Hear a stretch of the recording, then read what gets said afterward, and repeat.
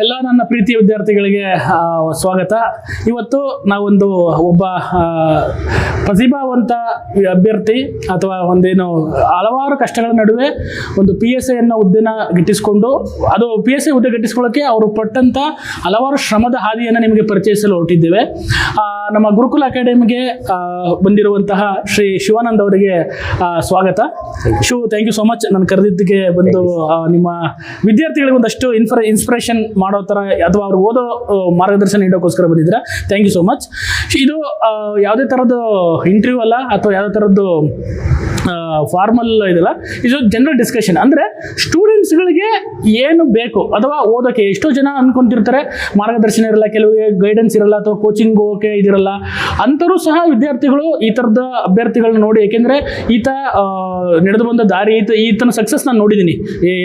ಎಷ್ಟೋ ಜಾಬ್ಗಳಿಗೆ ಮಿಸ್ ಆಗಿ, ಆಮೇಲೆ ಎಷ್ಟೋ ಅಸಿಸ್ಟೆಂಟ್ ಪ್ರೊಫೆಸರ್ ಹುದ್ದೆ ಮಿಸ್ ಆಗಿ, ಮತ್ತು ಇನ್ನು ಆಲ್ರೆಡಿ ಒಂದು ಜಾಬಲ್ಲಿದ್ದು, ಮದುವೆ ಆಗಿ, ಮಕ್ಕಳಿದ್ದು, ಈ ಥರದ್ದೆಲ್ಲ ಸಮಸ್ಯೆಗಳ ನಡುವೆನೂ ಒಂದು ಗುರಿ ಇಟ್ಕೊಂಡು ಇಲ್ಲ ಇದನ್ನು ಮಾಡಲೇಬೇಕು ಅನ್ನೋ ಒಂದು ನಿರ್ಧಾರಕ್ಕೆ ಬಂದು ಅದನ್ನು ಅವ್ರು ಅಂದ್ಕೊಂಡಿದ್ದ ಗೋಲ್ನ ರೀಚ್ ಮಾಡಿ ಇವತ್ತು ನಮ್ಮ ಮುಂದೆ ಇದ್ದಾರೆ. ಹಾಗಾಗಿ ಶಿವಾನಂದ್ ಅವರ ಒಂದು ಜರ್ನಿ, ಅದು ನಿಮ್ಮ ಎಷ್ಟೋ ಅಭ್ಯರ್ಥಿಗಳು ಇದೇ ಶಿವಾನಂದ್ ಅವ್ರ ಥರದ ತುಂಬ ಜನ ಇರ್ತೀರಾ, ಅವರ ಜರ್ನಿ ನಿಮ್ಗೊಂದು ಒಂದು ಮಾರ್ಗದರ್ಶನ ಸಿಗ್ಬೋದು ಅಥವಾ ಅದರಿಂದ ನಿಮ್ಗೆ ಏನೋ ಕಲಿಬೋದು ಅನ್ನೋ ಉದ್ದೇಶದಿಂದ ನಾವು ಇದನ್ನು ಮಾಡ್ತಾ ಇದ್ದೀವಿ.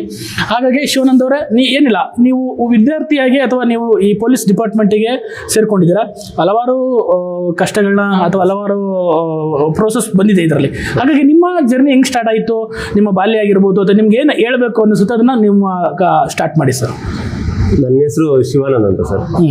ನಾನು ಆ್ಯಕ್ಚುಲಿ ಬಾಗೇಪಲ್ಲಿ ತಾಲೂಕು ಗೌನಪಲ್ಲಿ ಅಂತ ಒಂದು ಗ್ರಾಮದಲ್ಲಿ ಇದು ಮಾಡಿದ್ದೆ.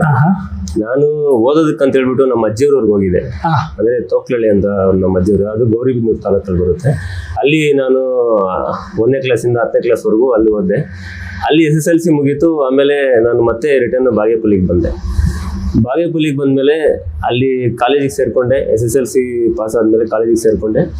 ಕಾಲೇಜಲ್ಲಿ ಓದ್ತಾ ಇರ್ಬೇಕಾದ್ರೆ ಸೆಕೆಂಡ್ PUC ಫೇಲ್ ಆಗಿಬಿಟ್ಟೆ.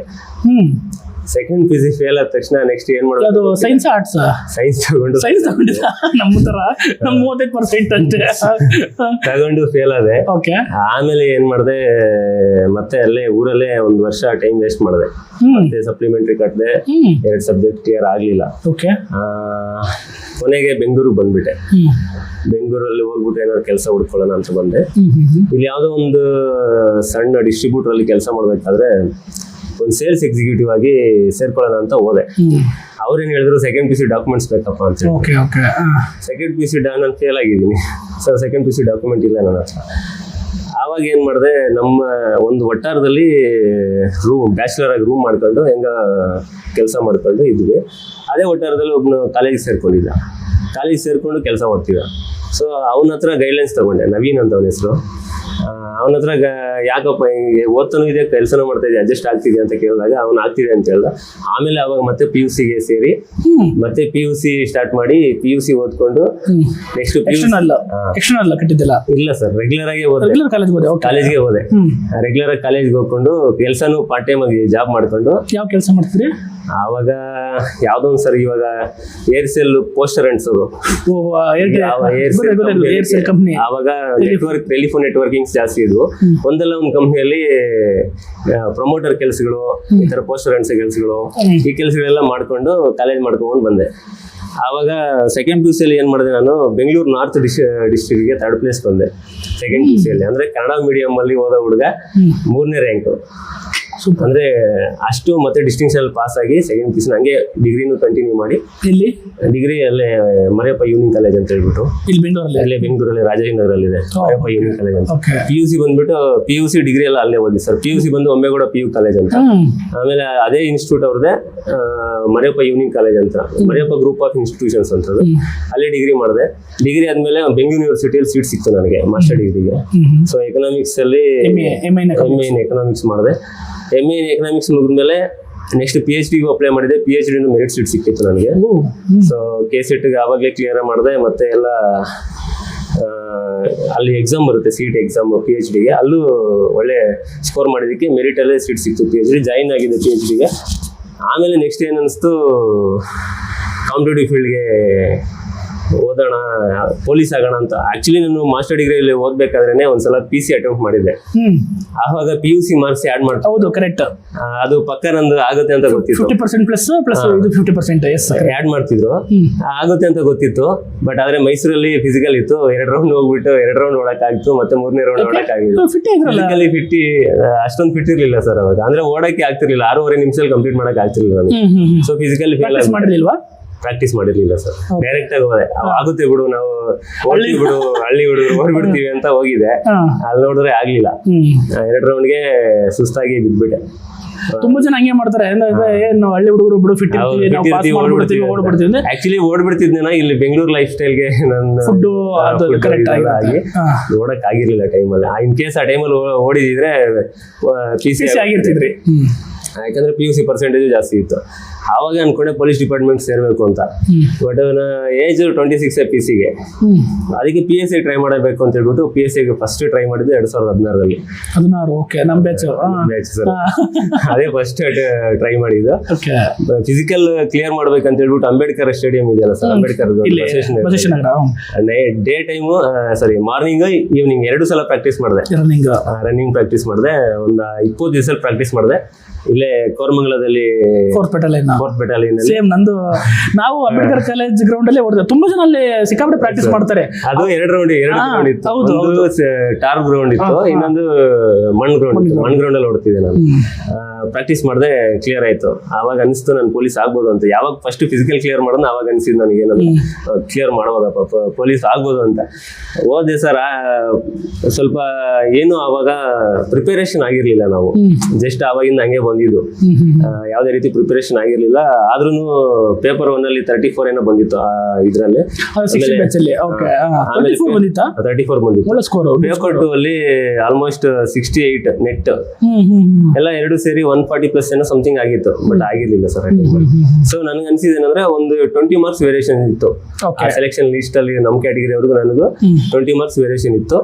ಸೊ ಅವಾಗ ನನ್ಗೆ ಅನ್ಸಿದೇನಪ್ಪ ಅಂದ್ರೆ, ನಾನು ಟ್ರೈ ಮಾಡಿದ್ರೆ ಆಗ್ಬೋದು. ಸೊ ಅವಾಗ ಅನ್ಕೊಂಡೆ, ಆ ಫೇಲ್ಯೂರ್ ಅಲ್ಲಿ ಅನ್ಕೊಂಡೆ ನಾನು ಹೊಡೆದ್ರೆ PSI ಹೊಡಿಬೇಕು ಅಂತ ಡಿಸೈಡ್ ಆದೆ. ಡಿಸೈಡ್ ಆದ್ಮೇಲೆ ನೆಕ್ಸ್ಟ್ ಸ್ಟಾರ್ಟ್ ಮಾಡಿದೆ ಸರ್ ಓದೋದಕ್ಕೆ ಸ್ಟಾರ್ಟ್ ಮಾಡಿದೆ. ಓದ್ತಾ ಸ್ಟಾರ್ಟಿಂಗ್ ಏನು ಗೊತ್ತಾಗ್ತಿರ್ಲಿಲ್ಲ, ಯಾವ ತರ ಓದ್ಬೇಕು, ಏನು ಓದ್ಬೇಕು ಅಂತ ಗೊತ್ತಾಗ್ತಿರ್ಲಿಲ್ಲ. ಸುಮ್ಮನೆ ಓದೋದು, ಏನೋ ಒಂದು ಓದ್ತಾ ಇರೋದು, ಈ ತರ ಮಾಡ್ತಿದ್ವಿ. ಬಟ್ ಯಾವ್ದು ಸಕ್ಸಸ್ ಆಗ್ತಿರ್ಲಿಲ್ಲ. 2 ವರ್ಷ ಯಾವ್ದು ಸಕ್ಸಸ್ ಆಗಿಲ್ಲ. ಅದೇ ಗೊತ್ತಿಲ್ಲ ಸರ್, ಗೈಡ್ಲೈನ್ಸ್ ಇರಲಿಲ್ಲ ನಮ್ಗೆ, ಏನು ಓದ್ಬೇಕು, ಸುಮ್ಮನೆ ಓದ್ತಾ ಇರೋದು. ಸುಮ್ಮನೆ ಓದೋದಂದ್ರೆ ಇವಾಗ ನಾನು ಕೆಲಸ ಮಾಡೋದು ಸ್ವಲ್ಪ ಹೊತ್ತು, ಆಮೇಲೆ ವರ್ಕ್ ಮಾಡ್ತಾ ಇದ್ರಿ. ಪಾರ್ಟ್ ಟೈಮ್ ವರ್ಕ್ ನಡೀತಾ ಇತ್ತು. ಏನ್ ಕೆಲಸ ಮಾಡ್ತಿದ್ರು ಅವಾಗ ಜಿಯೋ ಕರೆನ್ಸಿ ಹಾಕಕ್ಕೆ ಹೋಗ್ತಿದೆ ಸರ್, ಜಿಯೋ ಕಂಪ್ನಿಯಲ್ಲಿ ಸೇಲ್ಸ್ ಎಕ್ಸಿಕ್ಯೂಟಿವ್ ಆಗಿ. ಮೊಬೈಲ್ ಅಂಗಡಿಗಳು ಇರ್ತವೆ, ಅವ್ರಿಗೋಗಿ ಕರೆನ್ಸಿ ಹಾಕೋದು, ಅವರು ಕಸ್ಟಮರ್ಸ್ ಆಗ್ತಿದ್ರು. ಇವಾಗಿನ ತರ ಆನ್ಲೈನ್ ರೀಚಾರ್ಜ್ ಇರಲಿಲ್ಲ. ಕರೆಕ್ಟ್. ಸೊ ಅವಾಗ ನನ್ನ ಅಂಗಡಿಗಳಿಗೆ ಹಾಕಿದ್ರೆ ಅವರು ಕಸ್ಟಮರ್ಸ್. ಈ ತರ ಕೆಲಸ ಮಾಡ್ಕೊಂಡು ಟೈಮ್ 1-2-3 ಅವರ್ ಕೆಲಸ ಇರ್ತಿದೆ ಅಷ್ಟೇ. ಮಿಕ್ಕಿ ಟೈಮಲ್ಲಿ ಓದೋಣ ಅಂತ ಕುತ್ಕೊಂಡು ಹೋಗ್ತಿದೆ, ಕಾನ್ಸಂಟ್ರೇಷನ್ ಬರ್ತಿರ್ಲಿಲ್ಲ. ಸೊ ಹಂಗಾಗಿ ಸಕ್ಸಸ್ ಆಗಲಿಲ್ಲ. ಕೊನೆಗೆ 2017ರಲ್ಲಿ ಎಲ್ಲ ಬಿಟ್ಬಿಡ್ಬೇಕು ಕೆಲಸ ಅಂತ ಹೇಳ್ಬಿಟ್ಟು ಇರೋ ಗಾಡಿನೆಲ್ಲ ಮಾರ್ಬಿಟ್ಟು. ಯಾವ ಗಾಡಿ? ನನ್ನ ಹತ್ರ ಅಪಾಚಿ ಗಾಡಿ ಇತ್ತು ಸರ್, ಅವಾಗ ಕೆಲಸ ಮಾಡಕ್ಕಂತ ತಗೊಂಡಿದ್ದೆ. ಎಲ್ಲ ಗಾಡಿ ಮಾರ್ಬಿಟ್ಟು 1.5 ಲಕ್ಷ ದುಡ್ಡು ರೆಡಿ ಆಯ್ತು. ಡೇ ಅಂಡ್ ನೈಟ್ ಕೆಲಸ ಮಾಡಿದೆ 1-3 ತಿಂಗಳು. ನಮ್ಮ ಫ್ರೆಂಡ್ ನಂದೀಶ್ ಅಂತಿದ್ದಾನೆ, ಅವನು ಧಾರವಾಡಗೆ ಹೋಗಿದ್ದ ಆ ಟೈಮಲ್ಲಿ. ನಾನು ಧಾರವಾಡಗೆ ಹೋಗೋಣ ಅಂತ ಹೇಳ್ಬಿಟ್ಟು ಈ ತರ ದುಡ್ಡು ರೆಡಿ ಮಾಡ್ಕೊಂಡು 1 ಲಕ್ಷ ಅವನ ಜೊತೆ. ಅವನು ಆಲ್ರೆಡಿ ನನಗಿಂತ 1-3 ತಿಂಗಳು ಮೊದಲೇ ಹೋಗ್ಬಿಟ್ಟಿದ್ದ, ಅವನು ಕೋಚಿಂಗ್ ಹೋಗಿದ್ದ. ಅದರಿಂದ ನಾನು ಹೋಗ್ಬಿಟ್ಟೆ. ಹೋಗಿ ಕೋಚಿಂಗ್ ಸೆಂಟ್ರಲ್ಲಿ ಕೋಚಿಂಗ್ ತಗೊಂಡೆ. ಹೋಗಿ 3 ತಿಂಗಳು ಕೆಲಸ ಎಲ್ಲ ಬಿಟ್ಟಿದ್ನಲ್ಲ, ಯಾವುದೇ ರೀತಿ ಕಾನ್ಸಂಟ್ರೇಷನ್ ಬೇರೆ ಏನು ಯೋಚನೆ ಮಾಡಿದೆ, ಬರೀ ಕುತ್ಕೊಂಡು ಓದೋದಷ್ಟೇ ಕೆಲಸ. ಅಲ್ಲ, ಕೋಚಿಂಗ್ ಏನಕ್ಕೆ ಬೇಕನ್ನಿಸ್ತು? ಇವಾಗ ನಮ್ಗೆ 2 ವರ್ಷ ಆದ್ರೂ ನಮ್ಗೆ ಯಾವ್ದೇ ರೀತಿ ಅದ್ರ ಯಾವ ತರ ಓದ್ಬೇಕೇನು ಓದ್ಬೇಕಂತ. ಅದೇ ನಮ್ಮ ಫ್ರೆಂಡ್ ನಂದೀಶ್ ಇದ್ರಲ್ಲ, ಅವ್ನು ಹೋಗಿದ್ದ, ಈ ತರ ಬಾರ ಕೋಚಿಂಗ್ ಐತೆ, ನಿನ್ ಟ್ಯಾಲೆಂಟ್ಗೆ ಆಗುತ್ತೆ, ಮಾಡ್ಕೋ, ಕೋಚಿಂಗ್ ಬಾ ಅಂತ ಹೇಳ್ಬಿಟ್ಟು ಫೋನ್ ಮಾಡಿದಾಗ ಮಾತಾಡಿದಾಗ ಅವನು ಹೇಳಿದ ನನಗೆ, ನಿನ್ಗಿರೋ ಇದಕ್ಕೆ ಆಗ್ತೀಯಾ, ಏನೋ ಮಾಡ್ತೀಯ ಬಾ, ಹೋದ್ರೆ ಹೋಯ್ತು. 1-2 ವರ್ಷ ಕಷ್ಟಪಟ್ಬಿಡು, 1 ವರ್ಷ ಎಫರ್ಟ್ ಹಾಕು, 1-2 ವರ್ಷ ನೋಡೋಣ, ಆದ್ರೆ ಆಗ್ಲಿ ಹೋದ್ರೆ ಹೋಗ್ಲಿ, ಇನ್ನ ಏಜ್ ಐತೆ. ಅವಾಗಿನ ನಮ್ಗೆ ಎಷ್ಟು ಸರ್ 27 ಇಯರ್ಸ್ ಅಷ್ಟೇ ಆ ಟೈಮಲ್ಲಿ.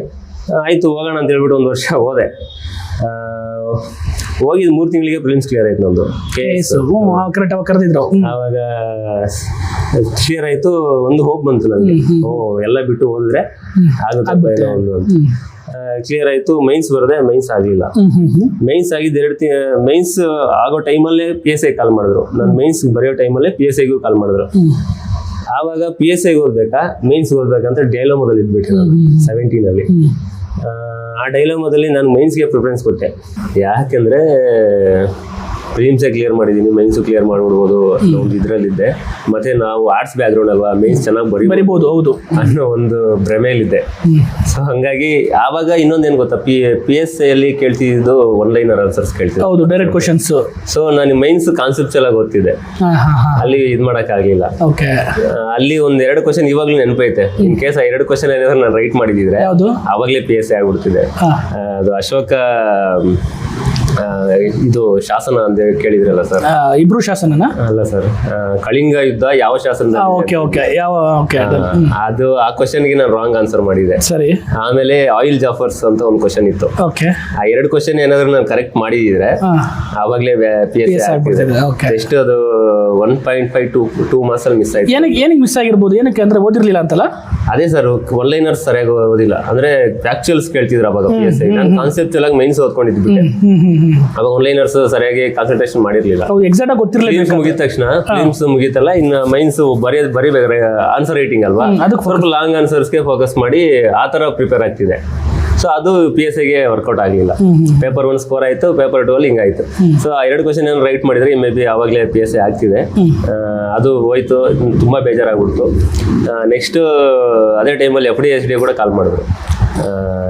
ಆ ಎಕ್ಸಾಮ್ ಮೇ ಬಿ ಫೆಬ್ರವರಿಯಲ್ಲೋ ಮಾರ್ಚಲ್ಲೋ ಇತ್ತು ಅನ್ಸುತ್ತೆ. ನಾನು ಅದನ್ನ ಧಾರವಾಡಲ್ಲೇ ಬರೆದಿದ್ದೆ ಎಕ್ಸಾಮ್. ಅದು ಡಾಕ್ಯುಮೆಂಟ್ ವೆರಿಫಿಕೇಶನ್ ಬಂತು. FD ಏನು SD ಕೂಡ ಬಂತು. ಬಟ್ 1:1 ಲಿಸ್ಟಲ್ಲಿ ಬರಲಿಲ್ಲ ಅವು. ಸೊ ನೆಕ್ಸ್ಟ್ ನಮ್ಗೆ ಏಜ್ ಆಗೋಗ್ತಿದೆ. ನೆಕ್ಸ್ಟ್ ಬರಬೇಕು, ಮನೆಯಲ್ಲಿ ಬೇರೆ ಒತ್ತಡ ಇನ್ ದ ಸೆನ್ಸ್ ಅವರು ಎಷ್ಟು ದಿನ ಓದ್ತೀಯಾ, ಆಲ್ರೆಡಿ 17 ಅಲ್ಲಿ ಹೋಗಿದ್ದು. 2017 ಅಲ್ಲಿ ಫುಲ್ ಆ ವರ್ಷ ಪೂರ್ತಿ ನಾನು ಧಾರವಾಡಲ್ಲೇ ಇದ್ದೆ. 1 ವರ್ಷ ಪೂರ್ತಿ ಕೆಲಸನೂ ಬಿಟ್ಟಿದೆ, ಕೆಲಸ ಎಲ್ಲ ಏನೂ ಇರಲಿಲ್ಲ. ಸೊ ಫೈನಾನ್ಷಿಯಲಿ ಬರ್ಡನ್ ಈ ತರ ಸ್ಟಾರ್ಟ್ ಆಯ್ತು. ಸೊ ಅವಾಗ ಫೈನಾನ್ಷಿಯಲ್ ಬರ್ಡನ್ ಅಂತ ಯಾವ ತರ ಅಂದ್ರೆ ಪೇರೆಂಟ್ಸ್ ಏನ್ ಮಾಡ್ತಾ ಇದ್ರು, ಸಪೋರ್ಟ್ ಮಾಡ್ತಾ ಇದ್ರು? ಪೇರೆಂಟ್ಸ್ ಹತ್ರ ಕೇಳಕ್ಕೆ ನನ್ಗೊಂಥರ ಮುಜುಗರ ಸರ್. ಏನ್ ಮಾಡ್ತಾ ಇದ್ರು ಪೇರೆಂಟ್ಸ್ ಅಂದ್ರೆ? ಲೈಕ್ ನಮ್ಮಪ್ಪ ವ್ಯವಸಾಯ ಮಾಡ್ತಾರೆ, ನಮ್ಮಮ್ಮ ಸ್ಕೂಲಲ್ಲಿ ಅಡಿಗೆ ಮಾಡ್ತಾರೆ. ಸೊ ಅವ್ರಿಗೂ ಅಷ್ಟಕ್ಕಷ್ಟೇ, ಅವರು ಮನೆ ನಿರ್ವಹಣೆ ಮಾಡ್ಕೊಂಡು ಅವ್ರ ಪಾಡಿಗೆ ಅವರು ನನಗೇನು ಬರ್ಡನ್ ಮಾಡ್ತಿದ್ರಿ. ಆ ಟೈಮಲ್ಲಿ ಅದೇ ಸರಿ ಹೇಳಿದ್ನಲ್ಲ, ಗಾಡಿ ಎಲ್ಲ 1 ಲಕ್ಷ ನೈಟ್ ಅಂಡ್ ಡೇ ಕೆಲಸ ಮಾಡಿದ್ದೆ. ಡೇ ಟೈಮ್ ಜಿಯೋದಲ್ಲಿ ಕೆಲಸ ಮಾಡಿದೆ, ನೈಟ್ ಟೈಮ್ ಡೆಲಿವರಿ ಬಾಯ್ ಕೆಲಸ ಮಾಡಿದೆ. ಅವಾಗ ಸ್ವಿಗ್ಗಿ ಜೊಮ್ಯಾಟೊ ಇರಲಿಲ್ಲ ಸರ್, ಡಾಮಿನೋಸ್ ಪಿಜ್ಜಾ ಹಟ್ಟು ಇಂಥವಿದ್ವು. ಸ್ವಿಗ್ಗಿ ಜೊಮ್ಯಾಟೊ ಇರಲಿಲ್ಲ ಅವಾಗ. ಸೊ ಡಾಮಿನೋಸ್ ಪಿಜ್ಜಾದಲ್ಲಿ ಸಾಯಂಕಾಲ 6 ಗಂಟೆಯಿಂದ ನೈಟ್ 1 ಗಂಟೆವರೆಗೂ ಕೆಲಸ ಮಾಡಿದೆ. ಸೊ ಅಲ್ಲಿ ಒಂದಷ್ಟು ದುಡ್ಡು, ಡೇ ಟೈಮ್ ಕೆಲಸ ಮಾಡಿದೆ, ಅದು ಅಲ್ಲೊಂದಷ್ಟು ದುಡ್ಡು. ಆಮೇಲೆ ನಾನು ಇದ್ದಿದ್ದು ಗಾಡಿ ಮಾರ್ಬಿಟ್ಟು 1.5 ಲಕ್ಷ ಅಷ್ಟು ಅಮೌಂಟ್ ತಗೊಂಡೋಗಿದೆ. 1 ವರ್ಷ ಸರ್ವೈವ್ ಆದೆ. ರೂಮ್ ಮಾಡ್ಕೊಂಡು ಏನೋ ಮಾಡ್ಕೊಂಡು ಎಲ್ಲ ಸರ್, ಇಲ್ಲಿ ರೈಲ್ವೆ ಸ್ಟೇಷನ್ ಹಿಂದೆಗಡೆನೆ ಒಂದು ಏರಿಯಾ ಇದೆ, ಅಲ್ಲಿ ಮಾಡಿದ್ವಿ ರೂಮ್ ನಾವು. ಅಲ್ಲಿ ಆಗೋಯ್ತು. ಇನ್ನ ಕೇಳ್ಬೇಕು, ಅವಾಗ ಫ್ರೆಂಡ್ಸ್ ಹತ್ರ ಇಸ್ಕೊಂತಿದ್ದೆ. ಪಾಪ ಫ್ರೆಂಡ್ಸ್ ತುಂಬಾ ಸಪೋರ್ಟ್ ಮಾಡಿದಾರೆ ಅವಾಗ. ನಮ್ ಫ್ರೆಂಡ್ಸ್ ಅವಾಗ ಹಾಕೋದು, ನಮ್ ಫ್ರೆಂಡ್ ಸತೀಶ್ ಅಂತ ಮತ್ತೆ ಸೀನಾ ಅಂತ ಹೇಳ್ಬಿಟ್ಟು ಆ ಟೈಮಲ್ಲಿ ಯಾಕಂದ್ರೆ ಕೇಳ್ಬೇಕು, ಯಾಕಂದ್ರೆ ಹೌದು ಫ್ಯಾಮಿಲಿ ಹೆಲ್ಪ್ ಮಾಡ್ತಾರೋ ಗೊತ್ತಿಲ್ಲ, ಫ್ರೆಂಡ್ಸ್ ತುಂಬಾ ತರ ಸಪೋರ್ಟ್ ಮಾಡಿದ್ದಾರೆ. ನಾನು ತುಂಬಾ ಜನ ನೋಡಿದ್ವಿ. ಇವಾಗ ನಾನು ನಾನು ಬಾಡಿಗೆ ಕಟ್ಟಕ್ ಆಗ್ತಿರ್ಲಿಲ್ಲ. ಅಂದ್ರೆ ಒಂದ್ 4,000 ಸಾವಿರ ಏನೋ ಬಾಡಿಗೆ ಇತ್ತು ಮನೆಗೆ. ಅವಾಗ ನಾನು ಕೆಲವೊಂದ್ ತಿಂಗಳಲ್ಲಿ ಅಲ್ಲೇ ಸರ್ ಧಾರವಾಡದಲ್ಲಿ ರೂಮ್. ಅವಾಗ ನಂದೀಶ್ನೇ ಕಟ್ಕೊಂಡ್ಬಿಡ್ತಿದ್ದ ಬಾಡಿಗೆ ಎಲ್ಲ. ಅದು ನನ್ನನ್ನು ಏನ್ ಕೇಳ್ತಿರ್ಲಿಲ್ಲ ಅವನು. ಹಿಂಗೆ ಒಂಥರ ಪಾಪ ಎಲ್ಲ ಫ್ರೆಂಡ್ಸು ಸಪೋರ್ಟ್ ಮಾಡಿದಕ್ಕೆ ನಾನು ಇನ್ನೂ ಸ್ವಲ್ಪ ಧೈರ್ಯದಿಂದ ಓದಕ್ಕೆ ಸ್ಟಾರ್ಟ್ ಮಾಡಿದೆ. ಸೊ ಲಾಸ್ಟ್ಗೆ ಆಯ್ತು, ಇನ್ನೇನು ಮಿಸ್ ಆಯ್ತು, ಎಲ್ಲ ಡಾಕ್ಯುಮೆಂಟ್ ವೆರಿಫಿಕೇಶನ್ ಬರ್ತಿದೆ, 1:1 ಬರ್ತಿಲ್ಲ ಅಂತ ಹೇಳ್ಬಿಟ್ಟು ಇದಾಗ್ಬಿಟ್ಟೆ. ಮತ್ತೆ ನಮ್ಗೆ 30 ಇಯರ್ಸ್ ಕ್ರಾಸು ಆಗೋಗಿತ್ತು. 30 ಇಯರ್ಸ್ ಕ್ರಾಸ್ ಆದ್ಮೇಲೆ ನೆಕ್ಸ್ಟ್ ಇನ್ನು PSIಗೆ ಓಪಿಲ್ಲ, ಅವಾಗ ಏಜ್ ಆಗೋಗಿತ್ತು. ಏನ್ ಮಾಡ್ದೆ, ಇನ್ನು PSI ಆಗಕ್ಕಾಗುತ್ತೆ ಇಲ್ಲ ಬಿಡು ಅಂತ ಹೇಳ್ಬಿಟ್ಟು ನಾರ್ಮಲ್ ಎಕ್ಸಾಮ್ಸ್ ಓದ್ಕೊಳ್ಳೋಣ, ಗ್ರೂಪ್ ಸಿ ಎಕ್ಸಾಮ್ಸ್ ಓದ್ಕೊಳ್ಳೋಣ ಅಂತ ಹೇಳ್ಬಿಟ್ಟು ನಾನು ಮತ್ತೆ ಊರ್ ಕಡೆ ಬಂದ್ಬಿಟ್ಟೆ. ಬಾಗೇಪಲ್ಲಿಯಲ್ಲಿ. ಆವಾಗ ಬಾಗೇಪಲ್ಲಿಯಲ್ಲಿ ಒಂದೆರಡು ಕಾಲೇಜಲ್ಲಿ ಕೆಲಸ ಮಾಡಿದೆ, ಲೆಕ್ಚರರ್ ಆಗಿ ಕೆಲಸ ಮಾಡಿದೆ. ಓಕೆ. ಯಾವ ಸಬ್ಜೆಕ್ಟ್ ತಗೊಂತಿದ್ರಿ? ಎಕನಾಮಿಕ್ಸ್ ತಗೊಂತಿದ್ದೆ. Okay. ಮಾಸ್ಟರ್ಸ್ ಎಕನಾಮಿಕ್ಸ್ ಮಾಡಿದೆ. PUC ಮತ್ತೆ ಡಿಗ್ರಿ ಎರಡು ಇತ್ತು ಕಾಲೇಜಲ್ಲಿ. ವಿಕಾಸ ಕಾಲೇಜ್ ಅಂತ ಹೇಳ್ಬಿಟ್ಟು ಓಕೆ. ಅಲ್ಲಿ 1 ವರ್ಷ ಪಾಠ ಮಾಡಿದೆ. ಅದ್ರ ಜೊತೆಗೆ ವಿವೇಕಾನಂದ ಕಾಲೇಜ್ ಅಂತ ಬಾಗೇಪಲ್ಲಿಯಲ್ಲಿ ಇದೆ, ಆ ಕಾಲೇಜಲ್ಲಿ ಕೂಡ ಒಂದು ವರ್ಷ ಪಾಠ ಮಾಡಿದೆ. ಎಷ್ಟು ಕೊಡ್ತಿದ್ರು ಸ್ಯಾಲ್ರಿ ಅವಾಗ? ಒಂದು 18,000 ಕೊಡ್ತಿದ್ರು. ಸರಿ. ಓಕೆ. ಸಾಕಾಗ್ತಿರ್ಲಿಲ್ಲ. ಬಟ್ ನೆಕ್ಸ್ಟ್ ಒಂದು ಹೊಸ ಸುದ್ದಿ ಸಿಕ್ತು ನನಗೆ. ಏನ? ಕರೋನಾ ಬಂತು. ಕರೋನಾ ಬಂದಿದ್ದಕ್ಕೆ 2 ವರ್ಷ ನೋಟಿಫಿಕೇಶನ್ ಆಗಿರ್ಲಿಲ್ಲ, 2 ವರ್ಷ ಏಜ್ ಎಕ್ಸ್ಟೆನ್ಷನ್ ಕೊಟ್ರು. ಓ ಸೂಪರ್. ಅಲ್ಲಿ ನನಗೆ ತುಂಬಾ ಖುಷಿ ಆಯ್ತು. ಕಾಲೇಜ್ ಎಲ್ಲ ಬಿಟ್ಬಿಟ್ಟೆ ಸರ್. ಮತ್ತೆ ಕಾಲೇಜ್ ಓದ್ತಿದ್ನಲ್ಲ, ಈ ಸಂಬಳನೂ ಬೇಡ ಏನೂ ಬೇಡ ಯಾವ್ದು ಬೇಡ ಅಂತ ಹೇಳ್ಬಿಟ್ಟು ಕಾಲೇಜ್ ಎಲ್ಲ ಬಿಟ್ಬಿಟ್ಟು ಅಷ್ಟೊಂದು ಮದುವೆ ಆಗ್ಬಿಟ್ಟು ನನಗೆ 2019 ಮದುವೆ ಆಗ್ಬಿಟ್ಟಿತ್ತು. ಕಾಲೇಜ್ಗೆ ಪಾಠ ಮಾಡಕ್ ಹೋಗ್ತಿದ್ನಲ್ಲ, ಇವನು ಬದುಕು ಕಟ್ಕೊಂತಾನೆ ಅಂತ ಹೇಳ್ಬಿಟ್ಟು ನಮ್ಮ ಮನೆಯವ್ರು ಮದುವೆ ಮಾಡ್ಬಿಟ್ರು ನನಗೆ. ಅಂದ್ರೆ ನೀವು ಕಾಲೇಜ್ಗೆ ಹೋಗ್ಬೇಕಾದ್ರೆ ಮದುವೆ ಮಾಡ್ಬಿಟ್ರು ಮನೇಲಿ? ಓಕೆ. 2019 ಮದುವೆ ಮಾಡ್ಬಿಟ್ರು. ಇನ್ನ ನನ್ನ ಹೆಂಡತಿ ಸ್ವಲ್ಪ ಓದ್ಕೊಂಡಿದ್ದಾಳೆ, ಅವಳು ಮಾಸ್ಟರ್ ಡಿಗ್ರಿ ಮಾಡಿದ್ದಾಳೆ. ಸೂಪರ್. ಓಕೆ. ಸೊ ಆಮೇಲೆ ನಮ್ಮ ಹೆಸರು ಜ್ಯೋತಿ ಅಂತ. Okay super. Okay. So age extension ಆಯ್ತಲ್ಲ, ಕಾಲೇಜ್ ಎಲ್ಲ ಬಿಟ್ಬಿಟ್ಟು ಓದೋಣ ಅಂತ ಹೇಳ್ಬಿಟ್ಟು. ಓಕೆ. ಒಂದು ಕ್ವಶನ್ ಶಿವು, ಈಗ ಕೆಲಸ ಮಾಡ್ತಾ ಇದ್ರಿ, ಮದುವೆ ಆಗಿದೆ ಮನೆ ಅಪ್ಪ ಅಮ್ಮ ಸಪೋರ್ಟ್ ಇಲ್ಲ ಅಂದ್ರೆ ಲೈಕ್ ಸಪೋರ್ಟ್ ಇದೆ ಅಂದ್ರೆ ಸಪೋರ್ಟ್ ಇದೆ ಅಂದ್ರೆ ಲೈಕ್ ಎಕನಾಮಿಕಲಿ ಅಷ್ಟೊಂದು ಸ್ಟೇಬಲ್ ಇಲ್ಲ, ನಿಮಗೂ ಅಷ್ಟು ಕೊಡುವಷ್ಟು ಇದಿಲ್ಲ ಅಂದ್ರೆ. ಆ ಟೈಮಲ್ಲಿ ನಿಮ್ಮ ಮನಸ್ಥಿತಿ ಹೆಂಗಿತ್ತು ಮತ್ತೆ ನಿಮ್ಮ ವೈಫ್ ಯಾವ ರೀತಿ ಸಪೋರ್ಟ್ ಮಾಡಿದ್ರು?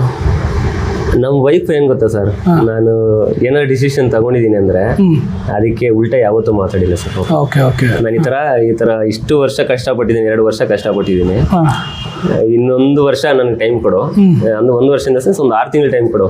ಫಿಸಿಕಲ್ ಕ್ಲಿಯರ್ ಆಗಿತ್ತು, ಆಗಸ್ಟ್ 3ನೇ ತಾರೀಕಿನ ಫಿಸಿಕಲ್ ಇತ್ತು ನಮ್ದು. ಫಿಸಿಕಲ್ ಕ್ಲಿಯರ್ ಮಾಡ್ಕೊಂಡೆ. ಫಿಸಿಕಲ್ ಕ್ಲಿಯರ್ ಆಗಿದೆ. ಒಂದು 2-3 ತಿಂಗಳಲ್ಲಿ ಎಕ್ಸಾಮ್ ಬರುತ್ತೆ. 3 ತಿಂಗಳು ನಾನು ಮನೆ ಬಿಟ್ಟು ಹೋಗ್ಬಿಡ್ತೀನಿ.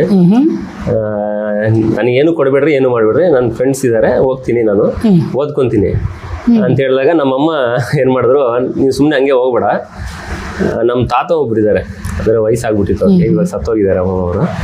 ಅವ್ರ ಹತ್ರ ಒಂದು 10,000 ದುಡ್ಡು ಇಸ್ಕೊಟ್ರು ನನಗೆ ನಮ್ಮಮ್ಮ. 10,000 ತಗೊಂಡು ಹೋಗು, ಓದ್ಕೋ ಅಂತ ಹೇಳ್ಬಿಟ್ಟು. ಆವಾಗ ನಮ್ಮ ಕೋಲಾರಲ್ಲಿ ನಮ್ಮ ಫ್ರೆಂಡ್ ಒಬ್ಬ ಅನಿಲ್ ಅಂತಿದ್ದ ಸರ್, ಅವನು ವಾರ್ಡರ್ ಆಗಿ ಕೆಲಸ ಮಾಡ್ತಿದ್ದ, ಜೈಲು ವಾರ್ಡರ್ ಆಗಿ. ಅವನಿಗೆ ಒಂದು ಕ್ವಾರ್ಟರ್ಸ್ ಕೊಟ್ಟಿದ್ರು. ಅವನೊಬ್ಬನೇ ಇದ್ದ, ಮದುವೆ ಆಗಿರ್ಲಿಲ್ಲ ಆ ಟೈಮಲ್ಲಿ ಅವನಿಗೆ.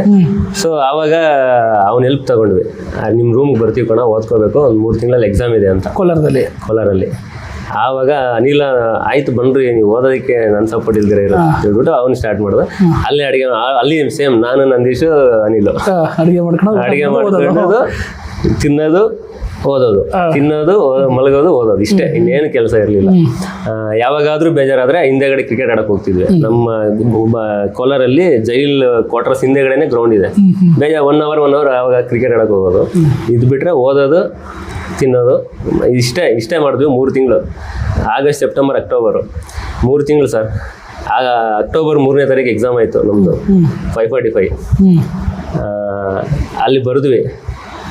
ಪೇಪರ್ ಹೆಂಗಿತ್ತು ಅಂದ್ರೆ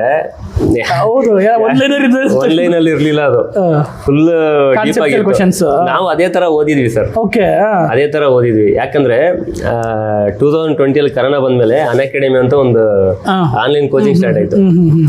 ಆಮೇಲೆ ನೀವು ಯೂಟ್ಯೂಬ್ ಅಲ್ಲೆಲ್ಲ ಗೈಡ್ ಮಾಡ್ತಿದ್ರಿ ನಮಗೆ, ಈ ತರ ಓದ್ಬೇಕು, ಈ ತರ ಮಾಡ್ಬೇಕು ಅಂತ. ಮತ್ತೆ ಶಿವರಾಜ್ ಪಲ್ಲೆದ್ ಅಂತ ಅನ್ಅಕಾಡೆಮಿಯಲ್ಲಿ ಒಬ್ಬಿದ್ದಾರೆ, ಹಿಸ್ಟ್ರಿ ಟೀಚರ್, ಅವ್ರ ಒಂಥರ ಫೇವ್ರೇಟ್ ಟೀಚರ್. ಇವ್ರದೆಲ್ಲ ಅಷ್ಟೊತ್ತಿಗೆ ನಾವು ತಗೊಂಡಿದ್ವಿ, ಗ್ರಿಪ್ ತಗೊಂಡಿದ್ವಿ ಆ ಎಕ್ಸಾಮ್ ಬರೋಕ್ಕಿಂತ ಮುಂಚೆ. ಇಷ್ಟು ಡೀಪಾಗಿ ನಾಲೆಡ್ಜ್ ತಗೊಂಡಿದ್ವಿ ನಾವು. ಸೊ ಅದಕ್ಕೆ ಆ ಎಕ್ಸಾಮ್ ಫೇಸ್ ಮಾಡಿದ್ವಿ. ನಾನು ಟಾರ್ಗೆಟ್ ಇಟ್ಕೊಂಡಿದ್ದೆ ಎಷ್ಟು, ಪೇಪರ್ 40, ಪೇಪರ್ 2 80.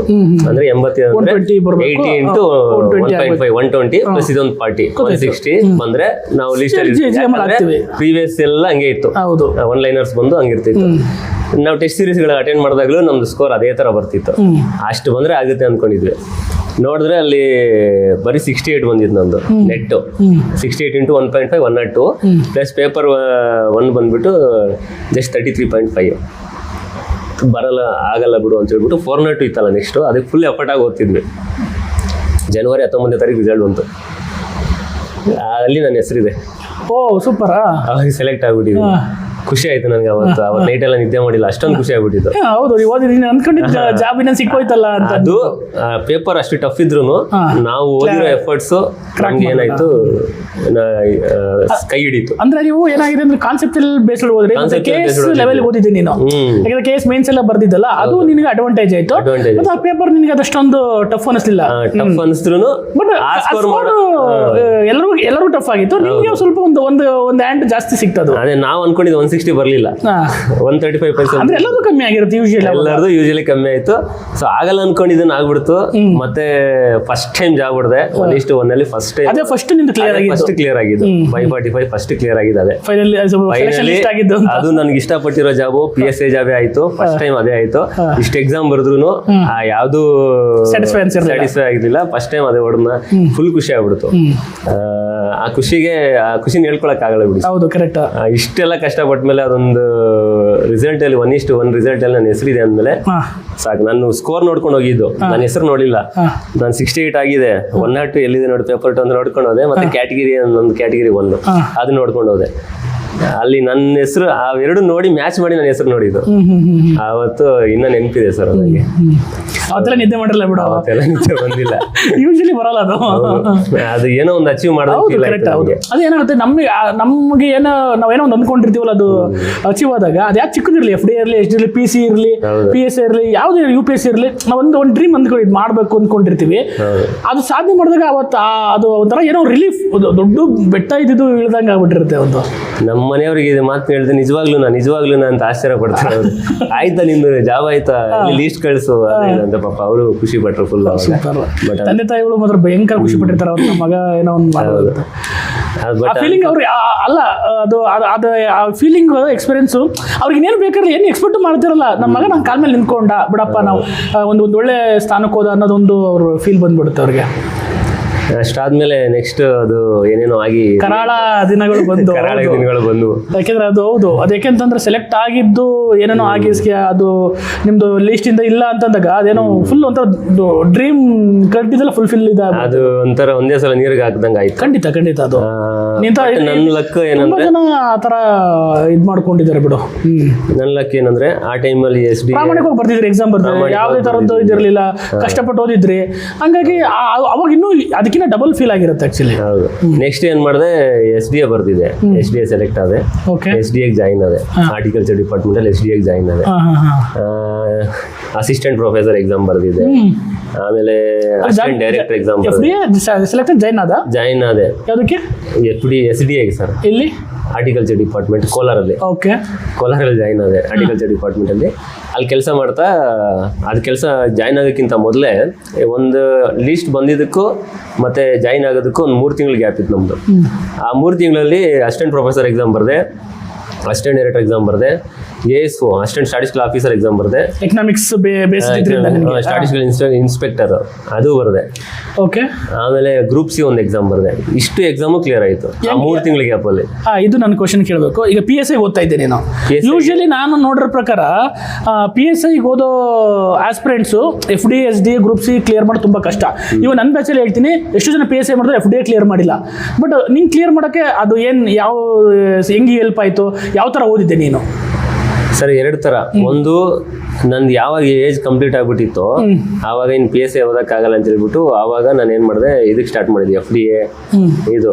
ಆವಾಗ ಅಗ್ನಿ ಅಕಾಡೆಮಿಯಲ್ಲಿ ಒಬ್ರು ಸುಂದರೇಶ್ ಸರ್ ಅಂತ ಒಬ್ರು ಇದ್ರು, ಕನ್ನಡ ಪಾಠ ಮಾಡ್ತಿದ್ರು. ಅದಕ್ಕೆ ಕನ್ನಡ ಅವ್ರ ಪಾಠಗಳು ಕೇಳಿದೆ. FDAಗೆ ಕನ್ನಡ 100 ಮಾರ್ಕ್ಸ್ ಇರುತ್ತೆ, GK 100 ಮಾರ್ಕ್ಸ್. GK ಹೆಂಗ ಓದಿದ್ವಿ. GK ಕನ್ನಡ ಓದ್ಬೇಕಂತ 3 ತಿಂಗಳು ಬರೀ ಅವ್ರ ಕ್ಲಾಸ್ ಕೇಳಿದೀನಿ ಸರ್. ಕರೋನಾ ಟೈಮಲ್ಲಿ 3 ತಿಂಗಳು ಅವ್ರ ಕ್ಲಾಸ್ ಕೇಳಿದ್ದೀನಿ. ಕನ್ನಡ ಪರ್ಫೆಕ್ಟ್ ಆಗ್ಬಿಟ್ಟಿದ್ದೀನಿ. ಕನ್ನಡ ಪರ್ಫೆಕ್ಟ್ ಅದೇ.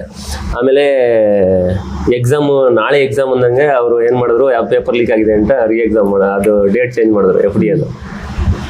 ಆಯಿತು, ನೆಕ್ಸ್ಟ್ ಎಕ್ಸಾಮ್ ಬಂತು. ಸೈನ್ಸ್ 40 ಕ್ವಶನ್ಸ್ ಕೊಟ್ಬಿಟ್ಟಿದ್ರು. ಅದರಲ್ಲಿ ನಾವು ಸೈನ್ಸು ಓದಿದ್ವಿ. ಕನ್ನಡ 87 ಮಾರ್ಕ್ಸ್ ಬಂದಿದೆ ಸರ್. ಸೊ ಕನ್ನಡ 3 ತಿಂಗಳು ಓದಿದ್ದಕ್ಕೆ ರಿಸಲ್ಟ್ ಅಲ್ಲೇ ಬಂತು 87.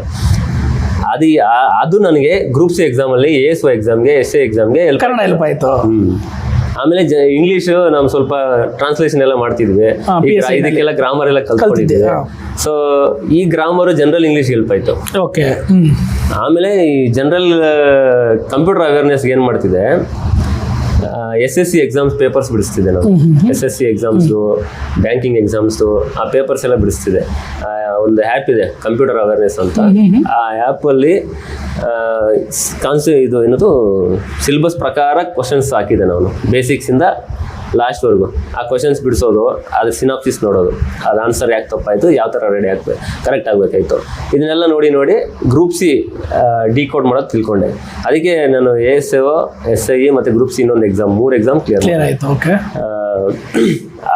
ಅದಕ್ಕೆ ನಾನು ಹೋಗಲಿಲ್ಲ, ವಿಲ್ಲಿಂಗ್ನೆಸ್ ಕೊಟ್ಟೆ. ಅದಕ್ಕೆ ASOಗೆ ಸ್ಟಾಟಿಸ್ಟಿಕಲ್ ಆಫೀಸರ್, ಸ್ಟಾಟಿಸ್ಟಿಕಲ್ ಆಫೀಸರ್, ಆಮೇಲೆ ಸ್ಟಾಟಿಸ್ಟಿಕಲ್ ಇನ್ಸ್ಪೆಕ್ಟರ್, ಆಮೇಲೆ ಗ್ರೂಪ್ ಸಿ, 3ಕ್ಕೂ ವಿಲ್ಲಿಂಗ್ನೆಸ್ ಕೊಟ್ಟೆ. ಓಕೆ, ಯಾಕಂದ್ರೆ ಅಸಿಸ್ಟೆಂಟ್ ಡೈರೆಕ್ಟರ್ ಆಗಿತ್ತು ಒಂದು. ಅದು B grade, B group. Okay, assistant director B group ಇತ್ತು.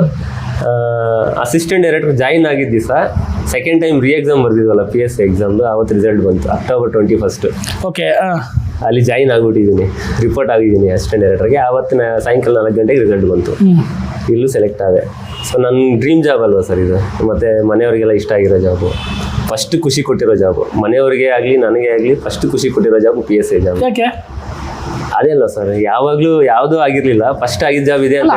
ಹೌದು, ಲಾಸ್ಟ್ ಎಕ್ಸಾಮಲ್ಲಿ ಸೆಲೆಕ್ಟ್ ಆಗಿದ್ದು PSI ಆಗಿ, ಅದು ಫಸ್ಟ್ ನನಗೆ ಖುಷಿ ಕೊಟ್ಟಿರೋದು. ಮತ್ತೆ ಈ ಎಕ್ಸಾಮ್ ಇಷ್ಟೊಂದು ಆಯ್ತಲ್ಲ ಸರ್, ಅಷ್ಟೊಂದು ಎಕ್ಸೈಟ್ಮೆಂಟು, ಅಷ್ಟೊಂದು ಹ್ಯಾಪಿನೆಸ್ ನನಗೆ ಯಾವ ಲಿಸ್ಟ್ ನೋಡಿದಾಗಲೂ ಸಿಕ್ಕಿರಲಿಲ್ಲ.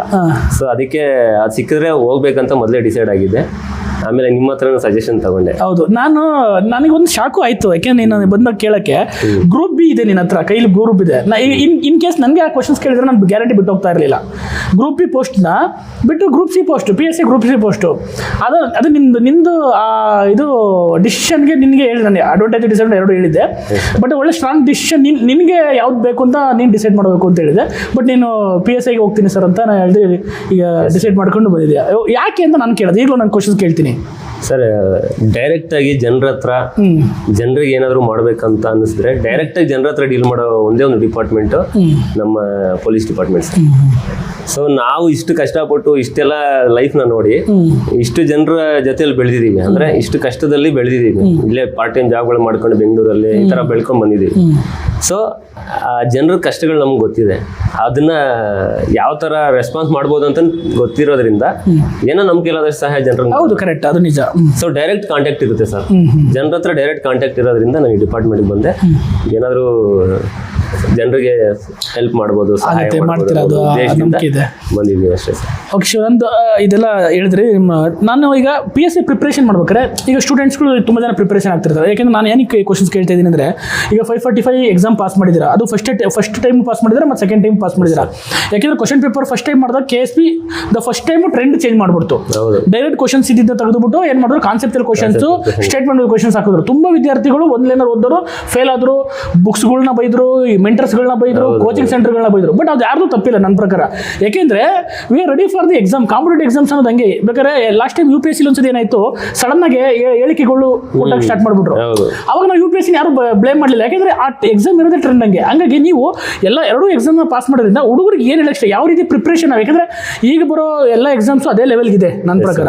ಯಾವ ರೀತಿ ಪ್ರಿಪೇರ್ ಆಗಬೇಕು ಅಂತ ನೀವು ಸಜೆಷನ್ ಹೇಳ್ತೀವಿ, ಯಾವ ಥರ ಪ್ರಿಪೇರ್ ಆಗಬೇಕು ಹುಡುಗರು ಎಸ್ಪೆಷಲಿ?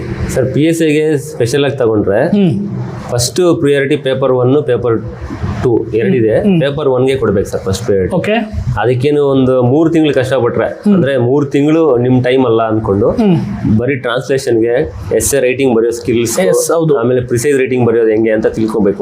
3 ತಿಂಗಳು ಎಷ್ಟೊಂದು ವರ್ಷಾನುಗಟ್ಲೆ ಓದಿರ್ತೀವಿ ಸರ್ ನಾವು. 4 ವರ್ಷ 5 ವರ್ಷ ಓದಿರೋರು ಇದ್ದೀವಿ. ಸೊ ಅಷ್ಟು ವರ್ಷದಲ್ಲೂ ನಾವು ಸಕ್ಸಸ್ ಆಗಿಲ್ಲ. ಒಂದು 3 ತಿಂಗಳು ಇದಕ್ಕೋಸ್ಕರ ಸಪ್ರೇಟ್ ಆಗಿರ್ತೀವಿ. 3 ತಿಂಗಳು ಒಂದ್ಸಲ ಪ್ರಿಪೇರ್ ಆಗ್ಬಿಟ್ಟಿದೆ. ಒಂದು ಟ್ರಾನ್ಸ್ಲೇಷನ್ ಮಾಡೋದು, ಒಂದು ಗ್ರಾಮರ್ ಕಲ್ತ್ಕೊಂಡ್ಬಿಡಿ, ಇಂಗ್ಲಿಷ್ ಗ್ರಾಮರ್ ಕಲ್ತ್ಕೊಳ್ಳಿ, ಕನ್ನಡ ಗ್ರಾಮರ್ ಕಲ್ತ್ಕೊಳ್ಳಿ. ಕನ್ನಡ ಗ್ರಾಮರ್ ಆಬ್ವಿಯಸ್ಲಿ ಎಲ್ಲರಿಗೂ ಗೊತ್ತಿರುತ್ತೆ, ಕನ್ನಡ ಮೀಡಿಯಂ ಇಂದ ಬಂದಿರ್ತೀವಿ. ಇಂಗ್ಲಿಷ್ ಗ್ರಾಮರ್ ಕಲ್ತ್ಕೊಂಡ್ರೆ ಸೆಂಟೆನ್ಸ್ ಫಾರ್ಮೇಶನ್ ನಮ್ಗೆ ಈಸಿ ಆಗುತ್ತೆ. ಸೊ 2 ಥರ ಮಾಡ್ಬೋದು ಸರ್ ಟ್ರಾನ್ಸ್ಲೇಷನ್. ಒಂದು ಬಂದ್ಬಿಟ್ಟು ಓವರ್ ಆಲ್ ಪ್ಯಾರಾಗ್ರಾಫ್ ಓದ್ಬಿಟ್ಟು ಅದು ಏನ್ ಮೀನಿಂಗ್ ಹೇಳುತ್ತೆ ನೀಟಾಗಿ ಅರ್ಥ ಮಾಡ್ಕೊಂಡು ಅದನ್ನೇ ಇಂಗ್ಲಿಷಲ್ಲಿ ಬರೆದ್ರೂ ನಡೆಯುತ್ತೆ. Over all translation. ಬಟ್ ಯಾವುದೇ ವರ್ಡ್ಸ್ ಮಿಸ್ ಆಗಬಾರ್ದು. ಅವರು ಸ್ಪೆಸಿಫಿಕ್ ವರ್ಡ್ಸ್ ಕರೀತಾರೆ, ಆ ವರ್ಡ್ಸ್ ಯಾವುದೇ ಕಾರಣಕ್ಕೂ ಮಿಸ್ ಆಗಬಾರ್ದು. ಅಂತ ವರ್ಡ್ಸ್ನ ಕರೆಕ್ಟಾಗಿ ತರ್ಜುಮೆ ಮಾಡಿರ್ಬೇಕು ನಾವು. ಆ ಥರ ಮಾಡ್ಬೋದು ಒಂದು ಪ್ಯಾಟ್ರನ್ನು. ಎರಡನೇ ಪ್ಯಾಟರ್ನ್ ಬಂದ್ಬಿಟ್ಟು full stop to full stop. ಒಂದು ಫುಲ್ ಸ್ಟಾಪಿಂದ ಇನ್ನೊಂದು ಫುಲ್ ಸ್ಟಾಪ್ಗೆ ಒಂದು ಸೆಂಟೆನ್ಸ್ ಇರುತ್ತೆ. ಆ ಸೆಂಟೆನ್ಸ್ನ ಕರೆಕ್ಟಾಗಿ ಟ್ರಾನ್ಸ್ಲೇಟ್ ಮಾಡ್ಕೊಂತ ಬಂದ್ಬಿಡ್ಬೇಕು. ಈ ಎರಡು ರೀತಿಯಲ್ಲಿ ಯಾವ ರೀತಿ ಮಾಡಿದ್ರು ಮಾರ್ಕ್ಸ್ ಬರುತ್ತೆ ಸರ್. ಇವಾಗ ನಮ್ಗೆ 2 ಪೇಪರ್ ನೋಡಿದಾಗ, ನಮ್ಮ PSI ಇದು ಲಾಸ್ಟ್ ನಾವು ಕ್ಲಿಯರ್ ಮಾಡಿರೋ ಪೇಪರ್ಸ್ ನೋಡಿದಾಗ ಅವ್ರು 2 ಪೇಜ್ ಕೊಟ್ಟಿದ್ದಾರೆ. ಆಲ್ಮೋಸ್ಟ್ ಒಂದೊಂದು ಪೇಜ್ ಫುಲ್ ಇತ್ತು ಸರ್ ಟ್ರಾನ್ಸ್ಲೇಷನ್. ಆವಾಗ ಏನಾಗುತ್ತೆ, ಒಂದೊಂದು ಸೆಂಟೆನ್ಸ್ನೇ ಮಾಡ್ಕೊಂಡು ಹೋದ್ರೆ ಟೈಮ್ ಎಷ್ಟಾಗುತ್ತೆ. ಎಕ್ಸಾಕ್ಟ್ಲಿ. ಅಂತ ಟೈಮಲ್ಲಿ ಎರಡನೇ ಮೆಥಡ್ ಯೂಸ್ ಮಾಡ್ಬೇಕು ನಾವು. ಫುಲ್ ಒಂದು ಪ್ಯಾರಾಗ್ರಾಫ್ ಓದ್ಬಿಟ್ಟು ಅದು ನೀಟಾಗಿ, ಅದು ಎಷ್ಟು ಇದರಲ್ಲಿ ಆಗುತ್ತೋ ಅಷ್ಟು ಸ್ಪೆಸಿಫಿಕ್ ವರ್ಡ್ಸ್ ಇರ್ತವೆ ಅವರು ಪ್ಯಾರಾಗ್ರಾಫಲ್ಲಿ ಕೊಟ್ಟಿರ್ತಾರೆ. ಆ ವರ್ಡ್ಸ್ನ ಕರೆಕ್ಟಾಗಿ ತರ್ಜುಮೆ ಮಾಡಿ ಆ ಸೆಂಟೆನ್ಸ್, ಆ ಪ್ಯಾರಾಗ್ರಾಫ್ ಕರೆಕ್ಟಾಗಿ ಮೀನಿಂಗ್ ಬರೋ ಥರ ಬರೆದ್ರೆ ಮಾರ್ಕ್ಸ್ ಬರುತ್ತೆ. ಗ್ರಾಮರ್ ಮಿಸ್ ಆಗ್ಬೋದು, ಮತ್ತೆ ಸ್ಪೆಲ್ಲಿಂಗ್ ಮಿಸ್ಟೇಕ್ ಆಗಬಾರ್ದು, ಅಷ್ಟೇ ಮೇಜರ್ ರೋಲು. ಅದಕ್ಕಿಂತ ಸ್ವಲ್ಪ ಒಂದು ಆವಾಗಿನ ಕೊಡ್ತಿದ್ರಲ್ಲ ಒಂದು ಅರ್ಧ ಪೇಜ್ ಕೊಡೋರು, ಅಂತದಾದ್ರೆ full stop to full stop ಮಾಡ್ರಿ, ಯಾವುದೇ ವರ್ಡ್ನು ಮಿಸ್ ಮಾಡ್ಬಿಡಿ, ಸೆಂಟೆನ್ಸ್ ಫಾರ್ಮೇಷನ್ ಕರೆಕ್ಟಾಗಿ ಮಾಡ್ಬಿಡಿ, ಅಷ್ಟು ಸರ್. ಟ್ರಾನ್ಸ್ಲೇಷನ್ ನಮಗೆ ಕಷ್ಟ ಅನಿಸ್ತಿರ್ಲಿಲ್ಲ ಸರ್, ಯಾಕಂದ್ರೆ ನಾನು ಇಂಗ್ಲಿಷ್ ಮೀಡಿಯಂಗೂ ಪಾಠ ಮಾಡ್ತಿದ್ದೆ, ಕನ್ನಡ ಮೀಡಿಯಂಗೂ ಪಾಠ ಮಾಡ್ತಿದ್ದೆ. ಕಾಲೇಜಲ್ಲಿ ಪಾಠ ಮಾಡಬೇಕಾದ್ರೆ PUC ಮಕ್ಕಳಿಗೆ NCERT ಬುಕ್ಸ್ ಇತ್ತು, ನಾನು ಎಕನಾಮಿಕ್ಸ್ ಪಾಠ ಮಾಡಬೇಕಾದ್ರೆ. NCERT ಕನ್ನಡ ಮೀಡಿಯಂ ಅವರು ಇದ್ರು, ಇಂಗ್ಲಿಷ್ ಮೀಡಿಯಂ ಅವರು ಇದ್ರು. ಸೊ ಕನ್ನಡನೂ ಬುಕ್ ನಾನು ರೆಡಿ ಆಗಬೇಕಲ್ಲ ಅವ್ರು ಪಾಠ ಮಾಡೋದಕ್ಕೆ, ಕನ್ನಡದಲ್ಲೂ ಓದ್ಕೊಂತಿದ್ದೆ, ಇಂಗ್ಲೀಷಲ್ಲಿ ಓದ್ಕೊಂತಿದ್ದೆ. ಸೊ ಸೇಮ್ ನೀವು ಬೇಕಾದ್ರೆ NCERT ಬುಕ್ಸ್ ನೋಡಿ ಸರ್, ಕನ್ನಡ ಮೀಡಿಯಂ ಅವ್ರದ್ದು same letters, same sentence, same letters, same book translate ಆಗಿರುತ್ತೆ. ಕರೆಕ್ಟ್. ಸೊ ಅದು ತುಂಬಾ ಹೆಲ್ಪ್ ಆಯ್ತು ಸರ್ ನನಗೆ ಹೇಳ್ಬೇಕಂದ್ರೆ. ಸೊ ಟ್ರಾನ್ಸ್ಲೇಷನ್ಗೆ ಅದು ಹೆಲ್ಪ್ ಆಯ್ತು. ನಾನು ಮಾಡಿರೋ ಪ್ರತಿಯೊಂದು ಕೆಲಸನ ಯಾವುದೋ ಒಂದು ರೀತಿಯಲ್ಲಿ ನನಗೆ ಜಾಬ್ ಯಾಕೆ ನೀವು ಟೀಚ್ ಮಾಡಿದ್ದು ನಿಮ್ಗೆ ಹೆಲ್ಪ್ ಆಗಿದೆ, ಯಾಕಂದ್ರೆ ನೀವು ಅಲ್ಲಿ ಪಕ್ಕಲಿ ಪಾಠ ಮಾಡಬೇಕು ಕಲ್ತಿದ್ದು ಎಕ್ಸಾಮ್ ನಿಮ್ಗೆ ಹೆಲ್ಪ್ ಆಗಿರುತ್ತೆ. ಖಂಡಿತ ಅದು ಆಗಿದೆ ಸರ್. ನಾನು ಏನ್ ಮಾಡಿದೀನೋ ಪ್ರತಿಯೊಂದು ನನಗೆ ಎಕ್ಸಾಮ್ ಅಲ್ಲಿ ಹೆಲ್ಪ್ ಆಗಿದೆ ಸರ್. ಹೌದು, ನಾನು ವರ್ಕ್ ಆಗಿರ್ಬೋದು, ನಾನು ಮಾಡಿರೋ ಇದಾಗಿರ್ಬೋದು. ಸೊ ಯಾವುದೋ ಒಂದು ರೀತಿಯಲ್ಲಿ ವರ್ಕ್ ಆಗಿದೆ ಸರ್. ಹೌದು, ಅದನ್ನ ಹೇಳ್ತಾರೆ. ಬರೀ ಏನಂತ ಹುಡುಗರು ಓದೋದು ಅಂದ್ರೆ ಬರೀ ಬುಕ್ಕಲ್ಲಿ ಓದೋದನ್ನೇ ಇನ್ಫಾರ್ಮೇಶನ್ ಅಥವಾ ನಾಲೆಡ್ಜ್ ಅನ್ಕೊಂತಾರೆ. ಬಟ್ ನಾವು ನಾಲೆಡ್ಜ್ ಅಂತಂದ್ರೆ ನಾವು ನಮ್ಮ ಲೈಫ್ ಎಕ್ಸ್ಪೀರಿಯನ್ಸ್ ಆಗಿರ್ಬೋದು, ನಾವು ಕಲ್ತಿರೋದು, ಅಥವಾ ನಾವೆಲ್ಲ ಒಂದು ಪಾಠ ಮಾಡಿರೋದು, ಅಥವಾ ಎಲ್ಲ ವರ್ಕ್ ಮಾಡಿರೋದು, ಅದೆಲ್ಲದನ್ನೂ ಇನ್ಕಾರ್ಪೊರೇಟ್ ಮಾಡಿಕೊಂಡ್ರೆ ಎಕ್ಸಾಮ್ಸ್ ಪಾಸ್ ಮಾಡೋದು ತುಂಬ ಈಸಿ. ಈಗ ನಿಮ್ಗೆ ಎಕನಾಮಿಕ್ಸ್ ಪಾಠ ಮಾಡಿದ್ರಿಂದ ನಿಮ್ಗೆ ಎಕನಾಮಿಕ್ಸ್ ಕ್ವಶನ್ಸ್ ತುಂಬ ಈಸಿ ಅನಿಸ್ಬಿಡ್ತಿತ್ತು ಅಲ್ವಾ. ಮತ್ತೆ NCERT DSERT ಓದೋದ್ರಿಂದ ಅದರಿಂದ ನೇರವಾಗಿ ಕ್ವಶನ್ಸು ಬರ್ತಾ ಇದ್ದು, ಅವೆಲ್ಲ ನಿಮ್ಗೆ ಈಸಿ ಆಗಿದೆ. ಓಕೆ, ಆಮೇಲೆ ನೆಕ್ಸ್ಟ್ ಎಸ್ಸೆ ರೈಟಿಂಗು, ಇದು ಪೇಪರ್ 1 ಗೆ ಸಂಬಂಧಪಟ್ಟಿದೆ. ಪ್ರಿಸೈಸ್ ರೈಟಿಂಗ್ ಅಷ್ಟೇ ಸರ್. ಪ್ರಿಸೈಸ್ ರೈಟಿಂಗ್ 1/3 ಮಾಡ್ಬೇಕಂತ. 1/3 ಕರೆಕ್ಟಾಗಿ ಎಕ್ಸಾಕ್ಟ್ ವರ್ಡ್ಸ್ ಅದು ಬಾಕ್ಸ್ಗಳು ಕೊಟ್ಟಿರ್ತಾರೆ, ನೀಟಾಗಿ ಎಣಿಸ್ಕೊಂಡ್ಬಿಟ್ಟು ಒಂದು ಸ್ಮಾಲ್ ಫುಲ್ ಸ್ಟಾಪ್ ಇಟ್ಕೋಬೇಕು, ಇಲ್ಲಿಗೆ ಕಂಪ್ಲೀಟ್ ಆಗಬೇಕು ಅಂತ. ಸೊ ಅದು ಒಂದ್ಸಲ ಓದ್ಬಿಟ್ಟಿರ್ಬೇಕು. ಅದೇ ಸರ್, ಗ್ರಾಸ್ಮಿಕ್ ಪವರ್ ಚೆನ್ನಾಗಿರ್ಬೇಕು ಸರ್. ಒಂದ್ಸಲ ಓದ್ಬಿಟ್ಟ ತಕ್ಷಣ ಅದೇನ್ ಪ್ಯಾರಾಗ್ರಾಫ್ ಹೇಳುತ್ತೆ ಅಂತ ಅರ್ಥ ಮಾಡ್ಕೋಬೇಕು. ಥೀಮ್ ಏನಿದೆ ಅದರಲ್ಲಿ ಕೆಲವೊಂದು ವರ್ಡ್ಸ್ ಬೇಡದಿರೋ ವರ್ಡ್ಸ್ ತೆಗೆದುಬಿಟ್ಟು ನೀಟಾಗಿ ಅಷ್ಟರೊಳಗಡೆ ಕೂರಿಸ್ಬಿಡ್ಬೇಕು ಸರ್. ಇದು ಪ್ರಿಸೈಸ್ ರೈಟಿಂಗ್. ಅದು ಯಾವಾಗ ಬರುತ್ತೆ ಅಂದ್ರೆ ಸರ್, ಸುಮ್ಮನೆ ನಾವು ಆ ಟೈಮಲ್ಲಿ ಎಕ್ಸಾಮ್ ಟೈಮಲ್ಲಿ ಹೋಗಿ ಬರೀತೀವಿ ಅಂದ್ರೆ ಬರಲ್ಲ ಸರ್. ಅದು ಒಂದಷ್ಟು ಸಲ ಪ್ರಾಕ್ಟೀಸ್ ಮಾಡ್ಬೇಕು ಸರ್. ಅದನ್ನ ಸುಮ್ಮನೆ ಯಾವುದೋ ಒಂದು ತಗೊಳ್ಳಿ ಸರ್, ಯಾವುದೋ ಒಂದು ಆರ್ಟಿಕಲ್ ತಗೊಂಡ್ಬಿಡಿ ಸರ್. ಈ ಆರ್ಟಿಕಲ್ ನಾನು ಏನಾದರೂ ಮಾಡಿ 1/3 ಇಳಿಸ್ಬೇಕು. ಹೌದು, ಒಂದ್ಸಲ ಓದ್ಕೊಂಡ್ಬಿಟ್ಟು ಪ್ರಯತ್ನ ಮಾಡಿದ್ರೆ ಒಂದ್ಸಲ ತಪ್ಪಾಗ್ಬೋದು, ಜಾಸ್ತಿ ವರ್ಡ್ಸ್ ಆಗಿರ್ಬೋದು, ಇನ್ನೊಂದ್ಸಲ ಕಡಿಮೆ ವರ್ಡ್ಸಲ್ಲೇ ನೀವು ಫಿನಿಶ್ ಮಾಡಿರ್ಬೋದು, ಕೆಲವೊಂದು ಮಿಸ್ ಮಾಡಿರ್ಬೋದು. ಅಟ್ಲೀಸ್ಟ್ ಒಂದು 10ನೇ ಟೈಮ್ ಆದರೂ ನಿಮಗೆ ಒಂದು 1/3 ಮಾಡೋದು ನಿಮ್ಗೆ ಗೊತ್ತಾಗುತ್ತೆ ಸರ್. ಸೊ ಪ್ರಾಕ್ಟೀಸ್ ಮಾಡಿದ್ರೇನೆ ಸರ್. ಸುಮ್ಮನೆ ಹೋಗಿ ಅಲ್ಲಿ ಬರಿತೀವಿ ಅಂದರೆ ಆಗಲ್ಲ. ಮತ್ತು ಇನ್ನೊಂದು ಏನು ಗೊತ್ತಾ ಸರ್, ಪೇಪರ್ 1.5 ಅವರಲ್ಲಿ ಕಂಪ್ಲೀಟ್ ಮಾಡೋಕ್ಕಾಗಲ್ಲ ಸರ್. ಪ್ರಾಕ್ಟೀಸ್ ಇಲ್ಲದ್ರೆ ಸಾಧ್ಯನೇ ಇಲ್ಲ. ಬರೆಯೋ ರೈಟಿಂಗ್ಸು ಫಾಸ್ಟ್ ಆಗಿರಬೇಕು. ಇನ್ನೊಂದು ತಪ್ಪು ಏನು ಮಾಡ್ತಾರೆ ಅಂದರೆ, ಎಸ್ಸೆ ಯಾವ್ದಾದ್ರು ನಮಗೆ ಚೆನ್ನಾಗಿ ಬಂದಿರುತ್ತೆ ಎಸ್ಸೆ, ಅದು ಏನಾದ್ರು ಬಂದ್ಬಿಟ್ರೆ ಅದನ್ನೇ ಬರ್ಕೊಂಡು ಇದ್ಬಿಡ್ತಾರೆ ಸರ್. 1 ಅವರ್ ಎಸ್ಸೆ ಬರ್ದು ಬಿಡ್ತೀನಿ, ಅರ್ಧ ಗಂಟೆಲಿ ಟ್ರಾನ್ಸ್ಲೇಷನ್ ಮಾಡೋಕ್ಕಾಗಲ್ಲ.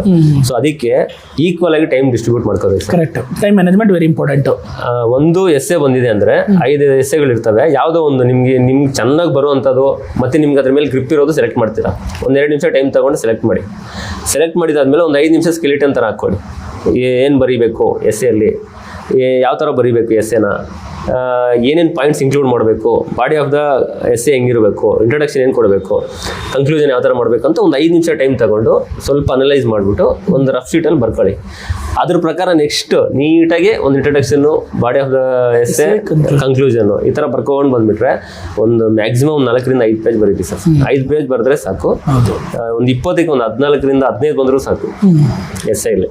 Next translation sir. ಟ್ರಾನ್ಸ್ಲೇಷನ್ ಈ ಎಸ್ಸೆನ ಆಲ್ಮೋಸ್ಟ್ ಒಂದು 40 ಮಿನಿಟ್ಸ್ ಒಳಗಡೆ ಕಂಪ್ಲೀಟ್ ಮಾಡ್ಬೇಕು ಸರ್. ಹೌದು, 40 ನಿಮಿಷದೊಳಗಡೆ ಕಂಪ್ಲೀಟ್ ಮಾಡಿಬಿಡ್ಬೇಕು.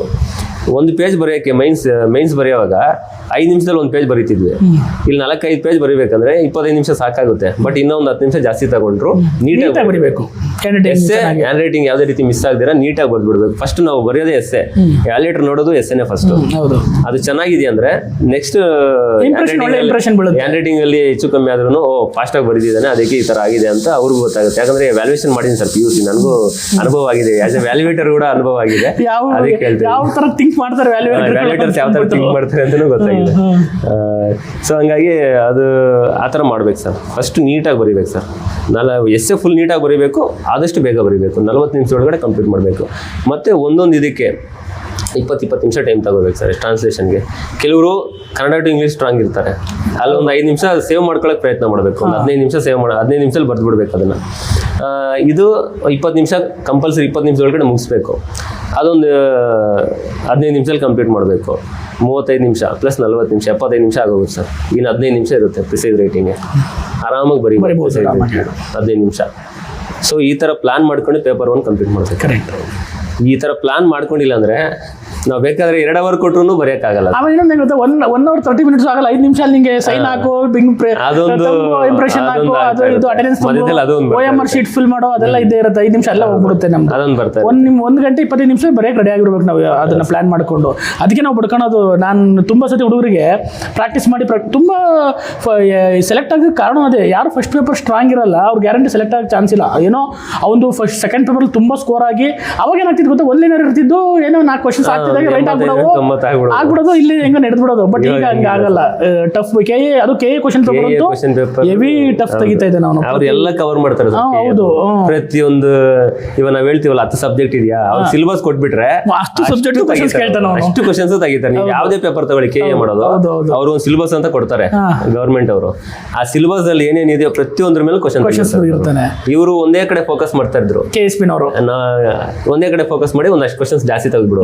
KA ದವ್ರು ಹಂಗಲ್ಲ ಸರ್, ಎಲ್ಲ ಟಾಪಿಕ್ ತೆಗಿತಾನೆ. ಸೊ ಹಂಗಾಗಿ ಎಲ್ಲ ಓದ್ಕೋಬೇಕು. ಅದನ್ನ ಹೇಳ್ತಾರೆ. ಅದಕ್ಕೆ ಪ್ರೀವಿಯಸ್ ಇಯರ್ ಕ್ವಶನ್ ಪೇಪರ್ ಎಷ್ಟು ಅನಾಲಿಸಿಸ್ ಮಾಡಬೇಕು ಅಂತಂದ್ರೆ ಇನ್ ಡೆಪ್ತ್ ಹೋಗ್ಬೇಕು. ಯಾಕೆ ಈ ಕ್ವಶನ್ಸ್ ಕೇಳಿದಾನೆ, ಈ ಕ್ವಶನ್ಸ್ಗೆ ಯಾಕೆ ಕೇಳಿದಾನೆ ಅನ್ನೋದು ಲೆವೆಲ್ಗೆ ಹೋದ್ರೆ ಮಾತ್ರ ನೆಕ್ಸ್ಟ್ ಡಿ ಕೋಡ್ ಮಾಡ್ಬೋದು. ನೆಕ್ಸ್ಟ್ ಏನ್ ಕೇಳಬಹುದು ಅನ್ನೋದನ್ನ ಡಿ ಕೋಡ್ ಮಾಡ್ಬೋದು. ಹೌದು ಸರ್.